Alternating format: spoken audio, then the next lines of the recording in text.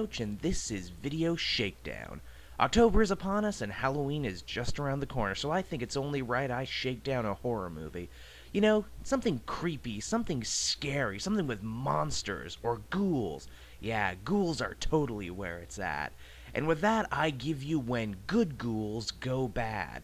Not that you would be able to tell by looking at the poster, but this is a 2001 made-for-TV movie directed by the same guy who gave us Baby's Day Out. Ugh. Now that was a horror movie.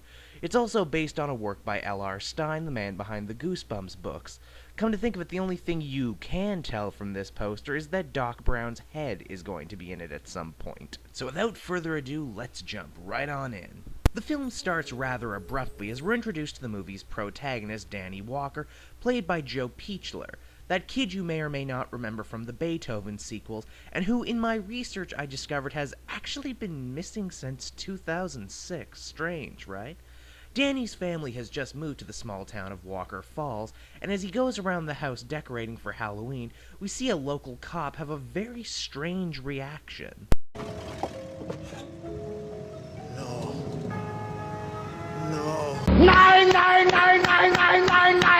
Damn, a town that hates Halloween so much its police tear down decorations on sight? Suddenly the no dancing town from Footloose seems pretty rational. So Danny heads off to his first day of new school, and it would seem everyone and their father already hates his guts. Damn, that's gotta be some kind of record. I know it wasn't till my counterfeit hall pass operation was busted open that people at my school wanted to hang me, but I suppose things have changed since my day. So it turns out Danny's father owns a failing chocolate company and is currently in the process of trying to win over some important German investors. This, of course, causes him to completely neglect his son in what I like to call Disney Dad Syndrome, a common affliction that causes fathers to spend long hours away from their families in order to put food on the table and a roof over their child's head, and yet for some reason we're all supposed to hate the Disney dad. As Danny walks home from school, he's accosted by this movie's bully du jour, one Ryan Kankle, the school coach's son, the same coach who just happens to be running for mayor. It's at this point we get some light shedded on why the town of Walker Falls seems to have some kind of vendetta against Halloween. What have I done to get you so mad at me? I'm not mad at you, Danny. I'm concerned about you. You see, Walker, you're different, and in the big city that may be a good thing.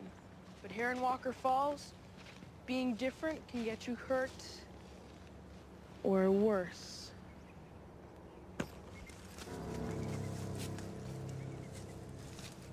You know what that is, Danny? A sepulcher? Wrong. A crypt? No, dork. It's a place where they bury somebody. Or should I say, what's left of some body. And his name was Curtis Danko. You see, Walker, Curtis Danko is different too. I'll say he was different. He looks like a young Tim Burton, for crying out loud. He couldn't play sports, he couldn't fight, and he never wanted to do what all the other kids wanted to do. Like in art class. When all the other kids would paint pictures of normal stuff like barns and tractors and baskets of apples, Curtis Danko would paint pictures of monsters, or aliens, or scenes of a world gone mad. Really, Planet of the Apes is a world gone mad. I would have called it a world gone bananas. Oh, badum tish! Then one day, the city council announced that they were putting this statue in the town square for the big centennial celebration. They asked all the 8th graders at Walker Falls Middle School to do a sculpture of their hero. And the one with the most votes would get turned into that statue for the town square. While all the other kids worked during the school day and kept their sculptures out in the open where people could see them, Curtis Danko would keep his covered up. Covered up with chains, no less. This guy really takes his art seriously. And sneak back and work on it in the middle of the night, all alone, with nothing but moonlight and fireflies to light his way. To this day, no one knows for sure if what happened was a horrible accident or the end result of some sinister scheme. All anyone knows for sure is that the last time Curtis Danko was seen alive was Halloween night, 1981. When my dad got to the art room the next day, he noticed something. I noticed that you and your father wear the exact same jacket. Now that's frightening. I'd never wear the same thing as my father, the TheDVDGrouch. Something wrong. And when he opened the door and looked inside, all that was left was Curtis Danko's burned up skeleton, his completed sculpture, and a message written in his own ashes. If you ever have another Halloween, I will return and destroy you all. Since that day, 20 years ago, Walker Falls has never had another Halloween. That's crazy. You actually believe he's gonna come back and destroy us all just because your parents are handing out Kit Kat bars? Yeah, we do. And you want to know why? Because my father was blind for 3 days after he looked at Curtis Danko's creation. By God, it's a statue of Michael Bay. That is terrible. I was blind for 3 days myself after seeing the Transformers movies. After that exposition dump, Danny actually shows some brain cells and runs the hell off with the bullies in hot pursuit. When he finally manages to get home, he's greeted by the fucking Krugen from Highlander?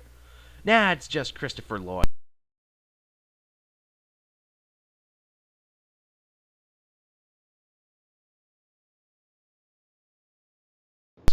You're gonna see some serious shit. He plays Danny's Uncle Fred Walker, the town's namesake and the movie's narrator. Oh, but they just call him Uncle Fred. He's really Danny's grandfather. Yeah, don't ask. Which was fine with Danny because there was no way he could ever call a guy who could play Nintendo, skateboard, and drive a go-kart like me, Grandpa. So it turns out the bullies have taken the cursed statue and plan to try and use it to get rich.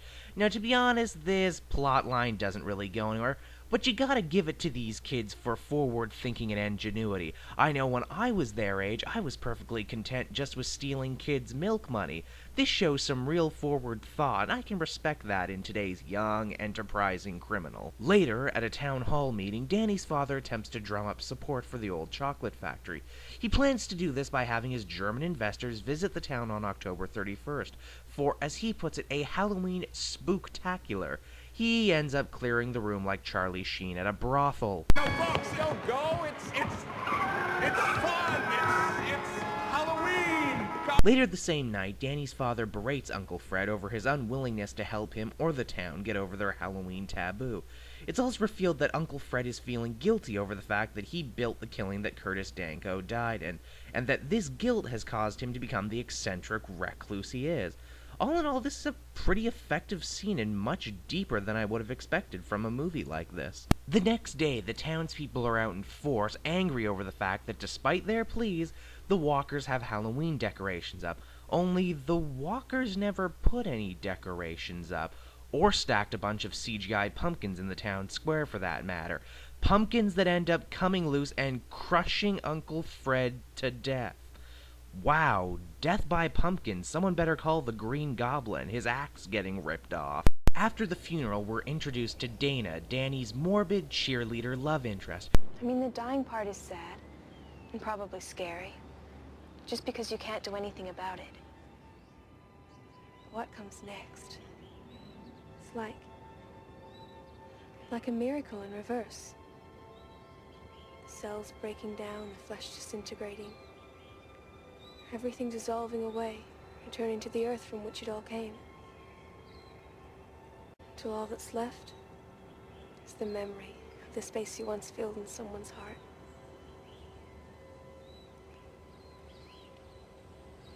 Aren't you a cheerleader? Who tries to cheer him up by bringing him to Curtis Danko's creepy old house. Turns out the kids of Walker Falls have been secretly holding their own Halloween in the house every year, and a reason for doing this is actually quite interesting. Because if you don't get to survive being scared as a kid, how are you ever going to survive being scared as an adult? And there's so much more to be scared of. Yes, adult things to be afraid of. Things like layoffs, traffic snarls, unpaid loans, and giant chickens that bite your feet in the night. Okay, maybe I'm the only one who's afraid of that. Ryan, the school bully, shows up and starts throwing around his clout. Turns out he wants to use one of the rooms in the house. Danny pretty much shakes in his shoes, embarrasses himself in front of Dana, and runs off. Yet, Danny's kind of a coward, but at least he's a consistent coward. Danny returns home, surprised to find that his uncle's Hot Wheels and models have all been set up around the house. He's further surprised to see that his uncle has returned from the dead. He takes it all pretty well, I think. Uncle Fred, now with a new lease on life, or should I say unlife, decides to scare the crap out of Coach Cankle and his kids. Christopher Lloyd really sells this scene, and it's just a joy to watch. One that, of course, ends with Fred losing his hand. The Cankles, of course, think this is all part of some elaborate plan to whip the town into a fear frenzy before the German investors arrive in town. It's also here Coach Cankle talks a little bit about his own father. This will be important for later. Thanks, son. Takes one to recognize one, you know. Matter of fact, we come from a long line of underappreciated heroes. So Uncle Fred, while dressed as a clown, don't ask me to explain it, just trust me that it makes sense within the context of the movie, tries to get his hand back only to see it become possessed by a pair of very familiar looking green fireflies. The hand does its best Thing impression and makes a beeline for Ryan Cankle's key. Turns out his dad put his own lock on Curtis Danko's crypt. I wonder why he would go and do a thing like that. Long filler story short, Uncle Fred starts to fall apart, but Danny is able to enlist the help of Dana to put him back together. On their way back home, however, they realize that Uncle Fred isn't the only one back from the grave. And furthermore to that, Curtis Danko's crypt has been opened, and there's more of those mysterious green fireflies running around too. After the kids manage to put Uncle Fred back together, Danny understandably has a little bit of a freak out. You know, with the whole unnatural undeath thing that seems to be going on. He demands answers, and Uncle Fred tries his best to explain the whole thing to him. You remember all those millions of fireflies we tried to catch this summer? And how one day, when it started to turn cold, they just didn't come back? What do you think happened to them? They died, I guess. Remember how that weird kid from down the block used to smash them and rub the glow stuff all over his face like war paint? And it still glowed even after the fireflies were all mushed up. Why do you think that happens? Just a chemical reaction in the air. No, Danny. It's magic. Yeah, Danny, it's magic. What are you, stupid? Next you're gonna ask the man to explain time travel to you. Oh, please ask the man to explain time travel for you. It would be awesome. So the parents discover Zombie Fred only to pass the fuck out. Turns out the zombies are looking for Curtis's statue. The kids figure if they can get the statue first, then they can trick Curtis back into his grave and all the other zombies with him. Also, it turns out these zombies aren't the angry, brain-eating type. They're the polite decoration-putting up type. Go figure. I eat their brains. Nice try, Uncle Fred. But we have other plans for them. And you. Danny and Dana take a shortcut through the graveyard trying to get to Curtis's house. It's there they discover that Danny's grandmother is actually coordinating the zombie attack. Danny takes it about as well as he's taken everything in this movie. My grandma's a zombie! My grandma's a zombie! My grandma's a zombie! Could you freak a little quieter? My grandma's a zombie! Like a baby that was hit by a hammer. Again, Danny's a coward, but he's a consistent coward. They make it to the house and see that the kids' party is already in progress. They don't get a chance to grab the statue from Ryan as the house quickly comes under siege by zombies also looking for the statue. And wouldn't you know, the devil himself, Curtis Danko, was in the room all along. The kids fall through the rotten floorboards only to be reunited with the rest of the townspeople in the main foyer of the house. And so, the moment the entire movie has been leading up to has finally come. Curtis is ready to reveal his horrible creation to the scared townspeople. And it turns out the statue is actually of Uncle Fred? Curtis Danko's personal hero, someone who had been kind to him when he was alive, and who had donated the killing to the school's art program. Uncle Fred, like everyone else, is obviously as confused as hell. It's at this point Curtis singles out none other than Coach Cankle, who tells the story of what really happened the night Curtis died. Accident, I swear. You were there? Just a prank.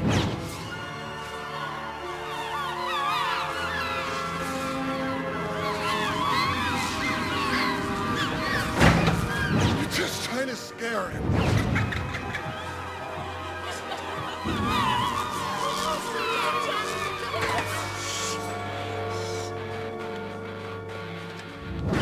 We didn't know the kiln would get turned on.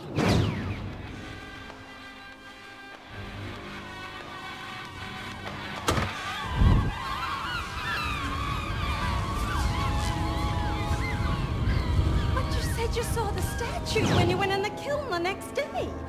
That it was pure evil. You told everyone that it was too horrifying to look at. How could I let anyone see that I was wrong all along about Curtis Danko? So you wrote the curse in the ashes. You came out pretending that your eyes were burning. You convinced everyone that Curtis was pure evil, and you took away Halloween for 20 years? Why? Because his statue of your dad was gonna sit in the town square. Oh my god, what an unbelievable asshole. There is not enough justice in this life to punish someone like that. If only his parents were alive to see this, what the hell would they say? Daddy?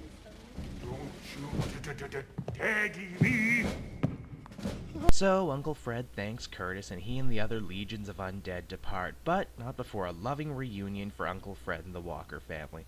Why, we even get a zombie dance number, and it's the most beautiful and romantic zombie dance number ever.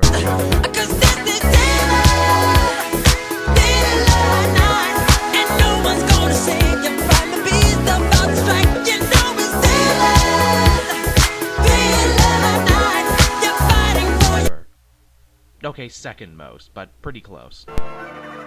Times beyond this time, worlds beyond this world, all too much to worry about when you've got homework and pimples and bullies and girls to deal with in the here and now. Our movie ends with the German investors having been scared stupid by the zombies the night before, agreeing to invest in the Walker's chocolate factory, and they all live, or unlive as the case may be, happily ever after. So that's when good ghouls go bad, and despite having what has to be one of the dumbest names I've ever heard, it's actually really damn enjoyable. Genuinely funny, genuinely clever, good atmosphere, good performances, especially the stuff with Christopher Lloyd. Yeah, it's kinda cheap, but hey, it's a made-for-TV movie. What the hell do you expect? I think the thing I like most about this movie is that at the heart it's a story about fathers and sons, legacies, the men we look up to and the men who impact our lives. That's a real cut above for this kind of thing. So if you're looking for something different Halloween, then I say give this movie a try. That is, of course, if you can find. It used to make the TV runs pretty regularly here back in 2000, but it's kind of disappeared in the last little while. However, thanks to the character of Curtis Danko, the movie has developed quite an online following, so you could probably find a torrent of it if nothing else. Not that I would condone that sort of thing. Wink, wink. So until we meet again, I'm the DVD Grouch, and this has been a video shakedown.